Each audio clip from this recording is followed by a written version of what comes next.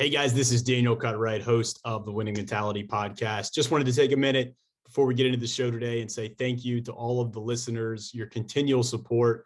It's so much appreciated. And we're actually in the process now of looking for sponsors for the Winning Mentality podcast, which is exciting. And so if you want to get the word out about your brand, product, or event, we have some phenomenal guests coming up soon. You can reach out to me via email. It's cutrightpodcast@gmail.com. Once again, cutrightpodcast@gmail.com. And we can find a way to work together to tap into our network of loyal listeners to keep the show going strong. Support comes from listeners like you. So thank you again for your continued support, encouragement, and sharing each episode to spread these awesome stories and positivity they deliver. If you enjoy the show, you can show your support by donating via Venmo to username @winningmentality. You can think of Venmo as like a virtual tip jar. And so these donations will go towards hosting and production expenses, whether it's $1 a month or $10 a month. It's all appreciated and helps keep the show going strong. And so think of it like once a month, you're buying me, the host, a cup of coffee. I love coffee and I love doing the show. And so it's all very much appreciated. Even if it's just a one-time donation, that's awesome too, and can help us continue to grow the show and leverage additional resources to keep bringing on quality guests and inspire more and more people. And so if you decide to donate, feel free to also include a short message and let me know why, whether you just enjoy the conversations or maybe there was a specific episode that impacted you in some way, shape, or form. I would love to hear about it. Last thing before we get into the interview, I'm always appreciative of the listeners who take the time to leave a 5-star review on Apple Podcasts or Spotify. These reviews and ratings help new listeners find the show and also let future sponsors know what the listeners like you think. Thanks to everyone who recently shared an episode on their Instagram and Twitter as well. Tag me and the guests from that week, and I'll do my best to reshare. So again, thank you for all the support. Now let's get to it.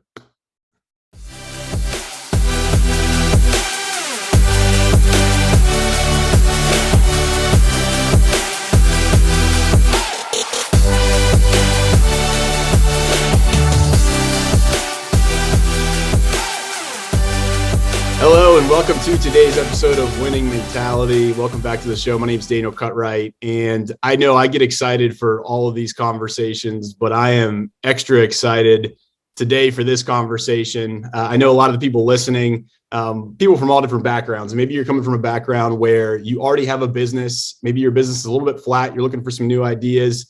Maybe you're somebody that has thought about starting a business, but you've let maybe fear hold you back, or you're not really sure where to start, or maybe you're somebody that's just in your career, you're maybe just a little bit flat, looking for some new direction, or financially a little bit flat. I think you're going to get a lot out of this episode because you're going to hear from somebody that was just a few short years ago, a mom of 3, driving for rideshare, and in a matter of maybe 2.5 years, couple of years, you're now running. The person you're going to hear from is now running a $1 million company. And mind you, did all this through a global pandemic. And so I think you're going to get a ton of just nuggets out of this conversation. I think some great perspective from the story. And I think you're really going to leave feeling empowered. Amanda Sheridan, my guest, she's has founded the company BagValet, which is now partnered with over 140 hotels and over 4,000 Airbnb properties. And so you're hearing from somebody that is in the weeds and is doing it and has done it. And so, Amanda, welcome to the show. Appreciate you being on here. Yeah, thank you so much for having me. I'm so excited to share my story and, like you said, hopefully empower somebody else who is watching to have the courage to go for it. Yeah, absolutely. Absolutely. I know it was a mutual friend of ours, Delisha, who actually introduced us. And she met you at a pitch competition, I think out in Tennessee, a bunch of entrepreneurs, and you got to go out there and share your idea. And so maybe we'll talk a little bit about that. But just to give maybe a little context on your background too, you live in Charleston, South Carolina, didn't grow up in the South though, grew up in the Northeast. And take us through maybe just kind of a little bit about your background and how you ended up in Charleston doing rideshare to start things off. Yeah, so it's kind of a long story. We'll make it short. Grew up in Jersey and played college basketball in Connecticut, graduated and migrated down to Charleston post-graduation because my family had moved here while I was in school. I have actually a degree in biology and a medical background and worked in the medical field in the emergency room for a few years before having children. Was blessed to be able to have the opportunity to be a stay-at-home mom for close to a decade. Like you said, raising 3 crazy curly head kids. When my youngest started kindergarten, I was ready to jump back into the workforce, but found very difficult to re-enter due to this lengthy resume gap. And so what I did was started to use rideshare as a flexible reentry plan so that I could work while my kids were at school and have a flexible schedule.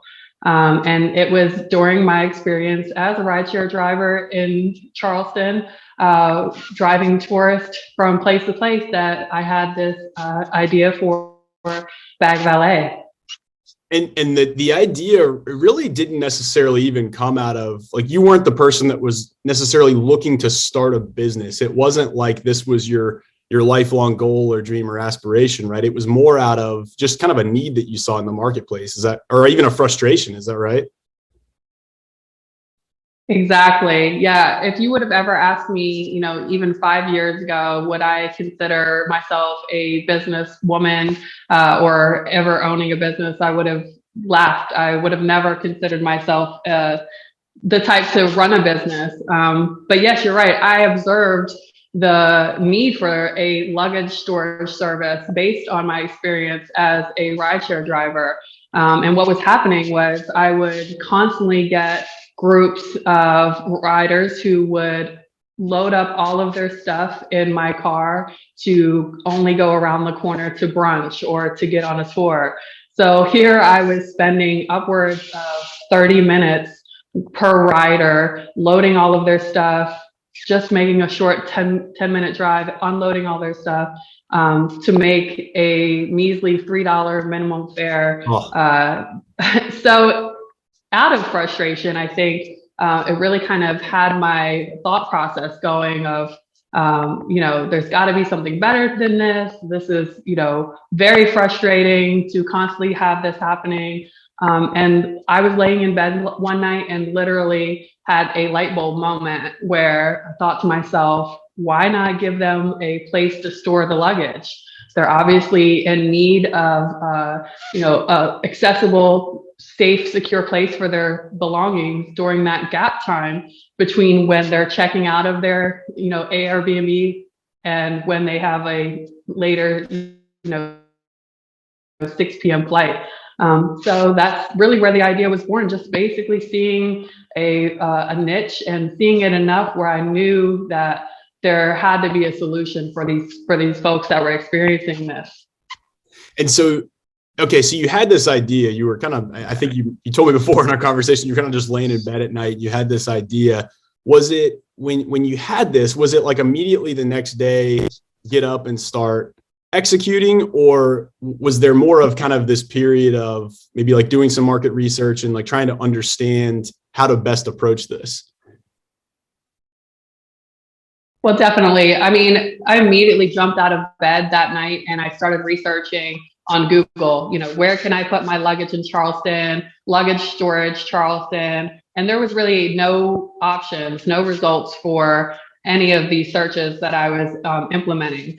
So I knew I was onto something immediately just because of the frequency that I was seeing this problem for people. But I also knew that I was one person and there was no way that I was going to be able to tackle this problem that seemed so large on a scale of, even for Charleston, we're seeing 8 million tourists a year. How in the world would I possibly be able to accommodate all of those people? And so, yeah, I kind of did start from ground zero and continued to use rideshare as a market research platform. And so every time that I would come across a customer who was in this situation, who was hauling luggage around the corner, I would ask them, did they seek other options or opportunities for luggage storage?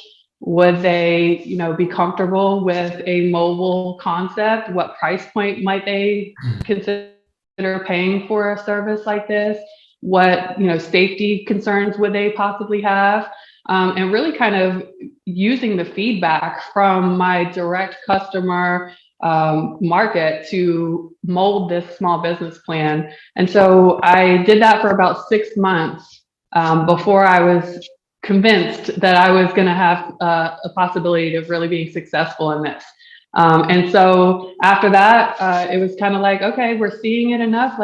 Let's try it out. And I printed up some DIY business cards, rented the cheapest storage unit that I could find in the city, and just started using the rideshare experience to hand out these business cards to potential customers, and was actually able to obtain my first, 50 or so customers through my rideshare experience, and created a little Google business page so that I could have them leave reviews and feedback, and then was able to take that feedback and go to the next step, which was approaching the actual properties.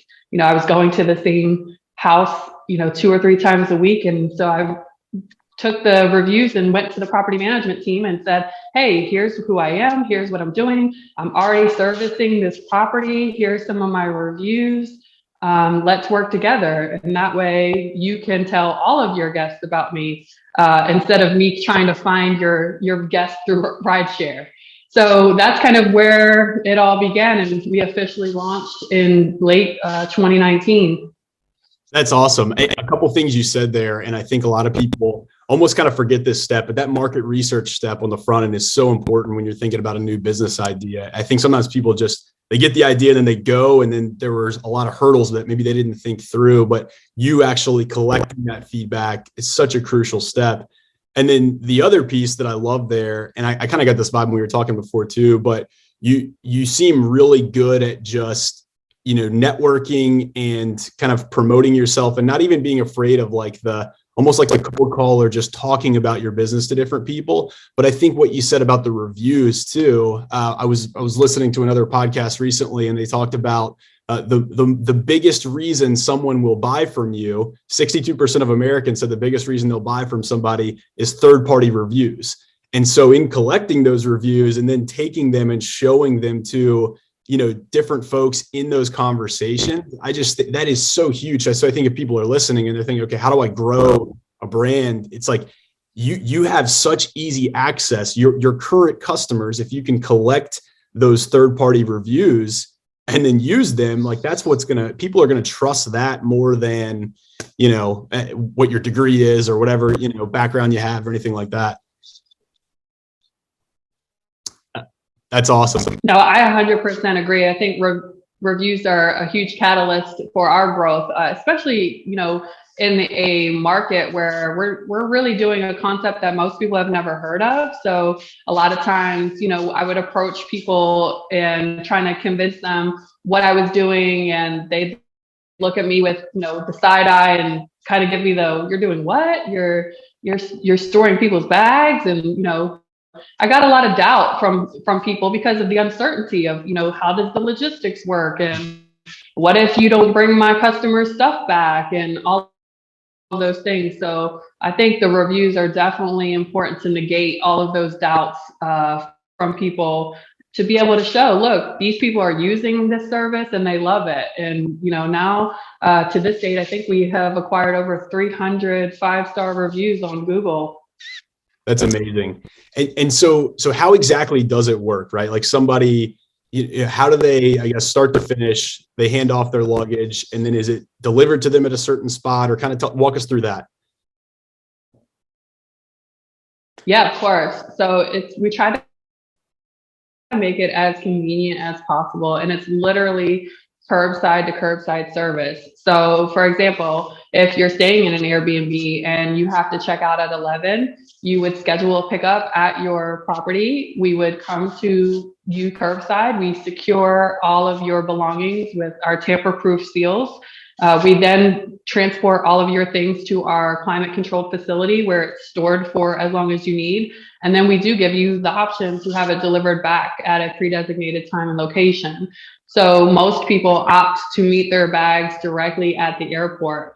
And we just recently, late 2021, partnered with the Charleston Airport, and they have allotted us a spot right outside of the baggage claim. So we have a mobile unit that stays on site, and people can pick up their bags curbside as they arrive at the airport, as well as the opposite. You arrive at 9 a.m. and you can't check in until 4. You drop your bags with us at the airport, and then you don't see them again until you're checking in to your Airbnb or your accommodations at a later time. That's amazing. I love it. Love the concept. And this is catching on because you guys are thinking about now other cities that you can expand into as well. Yes, for sure. So, when I first kind of started this in my mind, I look back and I laugh at how small, narrow-minded I was. And I thought that this was going to be like a family business here in Charleston, and my kids would work for me one day. But as it's grown and as I've started to gain more national recognition, like you mentioned with the pitch event recently, I have, expanded my horizons tenfold and see that there is potential for us to really kind of carve out an entire new industry and take this concept, as we've proven it here in Charleston, and go into new markets with it this year. Love it. Love it. And so on top of, being able to go to the different hotels and Airbnb properties, I feel like you're somebody that is pretty good at continuing your own just kind of education and development as you grow as a business owner too. What are some of the other things? I mean, you mentioned the pitch competition, but like, what are some of the other things that you've done to really, I guess, accelerate in that area? Yeah, so I've been a part of numerous, small business accelerators, one locally here in Charleston, and then another one which was the part of the pitch competition. So these business accelerators are a great way to help you to learn kind of key steps to business, key parts of business, things that you probably don't think about in the day-to-day. Specifically with this one that I just completed, it was a female entrepreneur incubator. So it was a 12-week curriculum, and it was online. We met weekly with advisors and mentors, so they could help us propel in areas that we might not be strong in. So yeah, I think things like that are important for growth for anybody. That's huge. So you don't have to have an MBA. You don't have to be, come from a business background, but there are things that you can do along the way to invest in yourself and to just, network with like-minded people. I think that is so important because like you said, it's just, you pick up ideas here and there and you start gaining exposure. And I'm sure that even creating those networks has helped you in promoting your own brand too. I mean, my goodness, you met Delisha and we never knew each other before this. And so just even that connection led to this conversation here, which is awesome.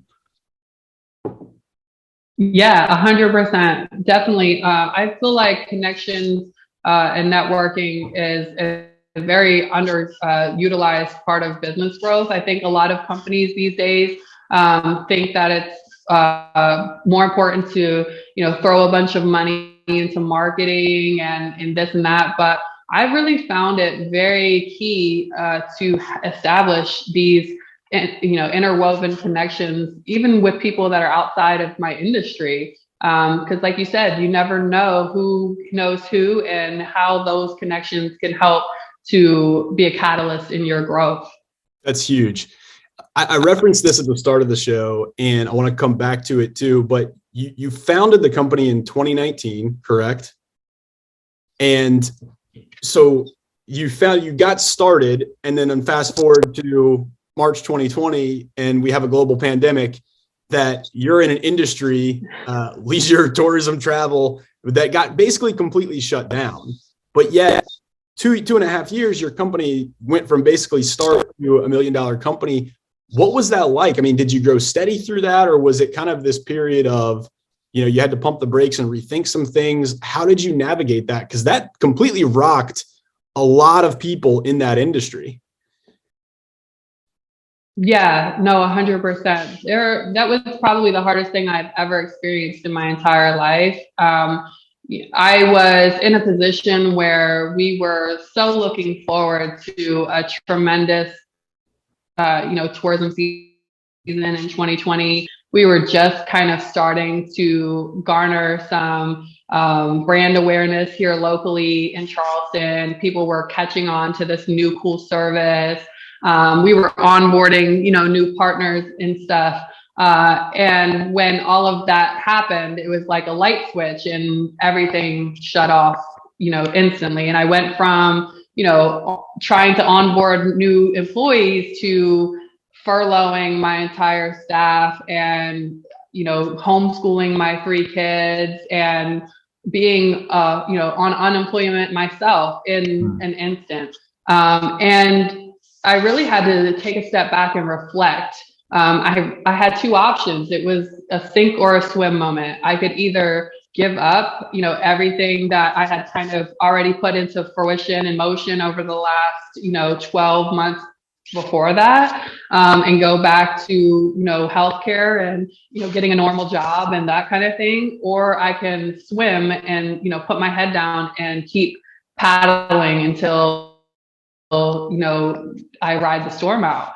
And that's what I chose to do. I really took the time, the slow times, to make sure that everybody knew who I was, what I was doing. I was getting in, that's when Zoom was going crazy. I was getting in every kind of Zoom call that I could get in, networking wise, making sure that hotels and Airbnbs and everybody knew what services I had to offer for when things got back to normal. And, put a lot of time into building the foundation that was not as steady before, because the growth pace we were experiencing did not allow me to put the time and effort and energy into really building a core foundation. So I think that I look back now and see COVID as a blessing in disguise, because it allowed me to really, create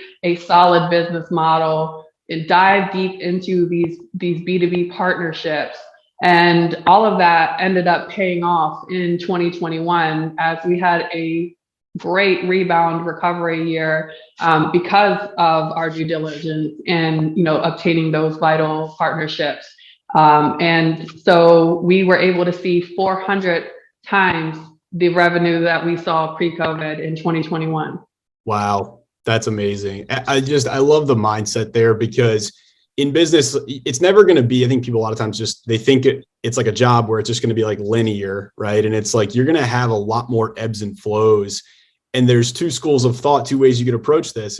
You could look at it as like, well, I can't do all of these things. Or you could look at it as like, okay, well, what can I do in this situation? And that's what you chose, is what can I do? What areas can we still grow and focus on? And like you said, it ended up being a blessing in disguise, because you solidified a lot of things that then when the market, rebounded to a certain extent, it allowed for a stronger platform with which to grow from, right?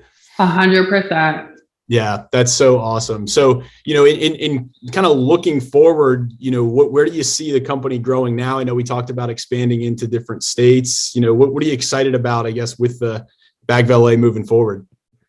Yeah, I mean, I feel like the sky's the limit at this point. I've survived the worst of the worst, and I don't think it could ever go that bad again. So I have nothing but optimism in front of me, which is fantastic, right? I got the worst part of the business over in the very beginning, and now it can be all up from here. So currently we're navigating, what does it look like to expand into a new city? What does that expansion team look like? And, kind of retrieving data from different cities to make a, good market decision on what we feel would be the best, return on our investment.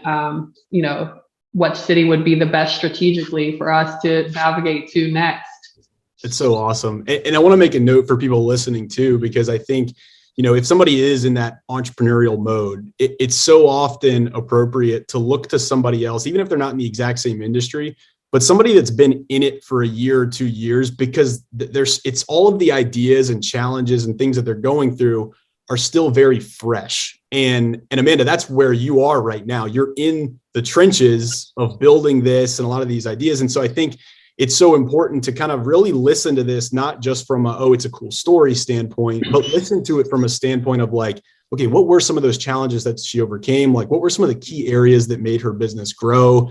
And so for you, when you think about maybe like one of the biggest lessons that you've learned in this process of going from somebody that was a biology major and then out of the workforce for 10 years to now you're running a company. I mean, like, what were some of those maybe the biggest lesson that you learned along the way?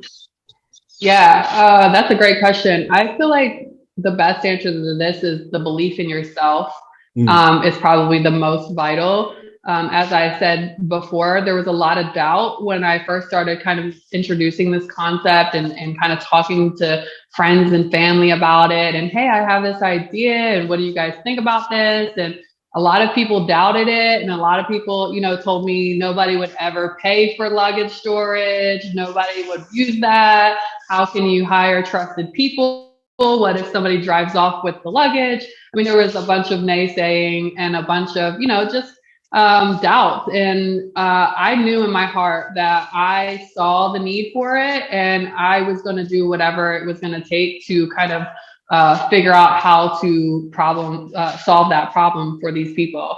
So I would say, like I said, belief in yourself is of the utmost important, and making sure that you're staying aligned with your vision and your desires, and not letting too much of the outside forces coerce you to think differently about yourself or your business. And yeah, I think that's probably the biggest thing.